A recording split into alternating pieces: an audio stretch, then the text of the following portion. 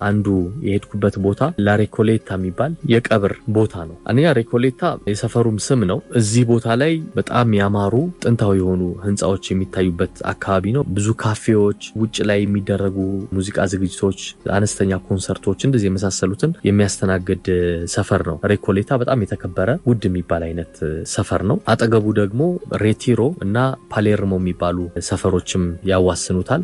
ሬኮሌታ ስትገባ አንድ ትልቁ መስህብ ላሬኮሌታ የሚባለው የመቃብር ስፍራ ነው። ሴኔን ዓለም ላይ ካሉ በጣም ውብ የመቃብር ስፍራዎች ከ10 አንዱ ብሎ የመረጠውም ነበረ። ምንድነው መሰለ ግቢ ነው። አንድ ትልቅ ግቢ ነው። በነፃ ነው የሚገባው። ከተገባ በኋላ ቤት ተሰርቷል። ቤቱ ግን የራሱ የሆነ ዲዛይን ያለው ቤት ነው። ትንንሽ ቤቶች የመቃብር ቤቶች ማለት ናቸው። እና እዛ የተቀበሩ ሰዎች ታሪክ ታያለ። የተጻፈ ታሪክ ማን እንደተቀበረ ይታያል። ላሬኮሌታ ላይ ለመቀበር በጣም የተለየ ሰው በአገሪቱ መሆን አለበት። የሚቀበሩት ትልልቅ ደረጃ ላይ የደረሱ የጦር ጀነራሎች እና የአገር መሪዎች ብቻ ናቸው እና ቀዳማውያን መቤቶች የመሳሰሉት ብቻ እና እንደውም አሁን ቦታው ሞልቷል።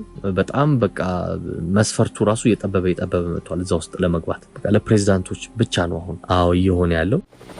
በረራ ኢትዮፒካ ሊንክ